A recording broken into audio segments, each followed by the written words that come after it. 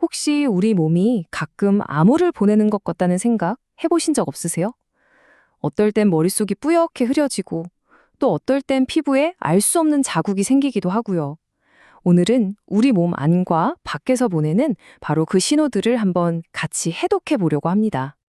맞아요. 뭔가에 집중하기가 유독 힘들다거나 갑자기 피부에 이상한 반응이 나타나서 당황했던 경험 아마 한 번쯤은 있으실 거예요. 이게 생각보다 많은 분들이 겪고 있는 고민이거든요. 이 신호들이 대체 뭘 의미하는 건지 지금부터 한번 제대로 파헤쳐 보겠습니다. 사실 우리 몸은요, 정말 끊임없이 우리에게 말을 걸고 있어요. 이번 시간에는 내면과 외면, 이 두 가지 관점에서 그 신호들을 들어보려고 해요. 자, 그럼 가장 먼저 우리 생각의 중심인 뇌, 그 내면의 세계부터 한번 들여다볼까요? 자, 그럼 본격적으로 시작해 보겠습니다. 요즘 뇌 건강에 대한 관심이 정말 그 어느 때보다 뜨거운데요. 그 중에서도 특히 주목받고 있는 두 가지 핵심 열쇠, 이걸 오늘 집중적으로 알아보겠습니다. 8.4%. 이 숫자가 뭘 의미할까요? 이게 바로 우리나라 65세 이상 인구 중에서 경도 인지 장애를 겪는 분들의 비율입니다. 계산해보면 대략 12명 중 1명꼴이라는 건데요. 결코 남의 이야기라고만 할 수는 없겠죠. 그래서 뇌건강 관리가 점점 더 중요해지고 있는 겁니다.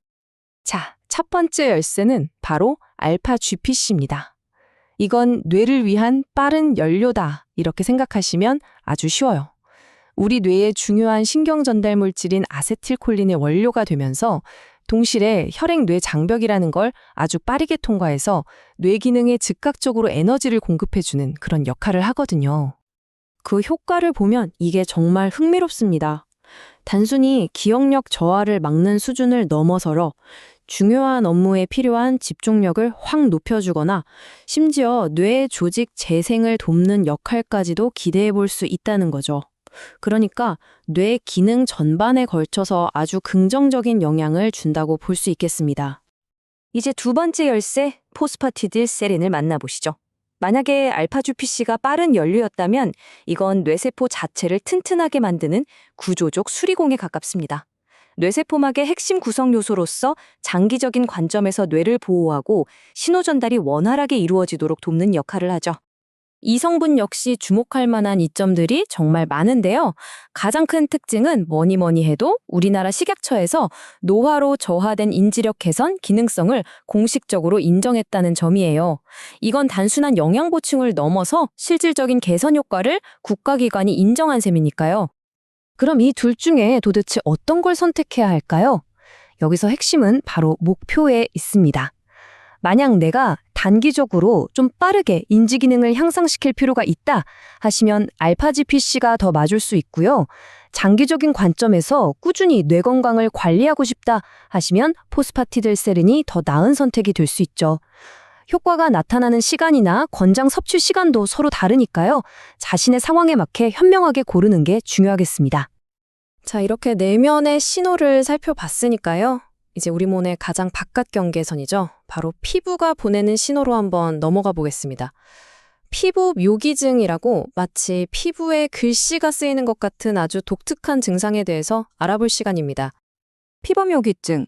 이 말이 좀 어렵게 들릴 수 있는데 말 그대로 피부에 그림을 그리는 증상입니다. 아주 약한 자극에도 피부가 이렇게 반응하는 건 우리 면역 체계가 무언가에 지금 굉장히 과민하게 반응하고 있다는 명백한 신호인 거죠. 외부의 진짜 적이 아닌데도 비상벨을 막 울리고 있는 거예요. 이 반응은요, 마치 도미노처럼 순식간에 일어납니다. 모든 건 아주 작은 자극에서 시작돼요.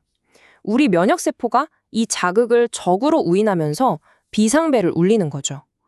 그러면 히스타민이라는 물질이 그 부위에 대량으로 쏟아져 나오고요. 이 히스타민이 혈관을 부풀어 오르게 해서 결국 우리 눈에 보이는 붉은 선을 만들어내는 겁니다. 이거 그냥 두드러기 아니에요? 하고 생각하실 수 있어요. 실제로 많이들 헷갈려 하시는데 여기엔 결정적인 차이가 있습니다. 피부 묘기증은 긁히는 것 같은 물리적 자극이 원인이고 만성적으로 나타나는 경우가 많아요. 반면에 우리가 흔히 아는 두드러기는 특정 음식 같은 알레르기 유발 물질 때문에 급성으로 나타나죠. 원인이 다르니까 대처법도 당연히 달라져야 합니다. 자, 이렇게 우리는 뇌의 신호와 피부의 신호, 즉 내면과 외면의 이야기를 모두 들어봤습니다.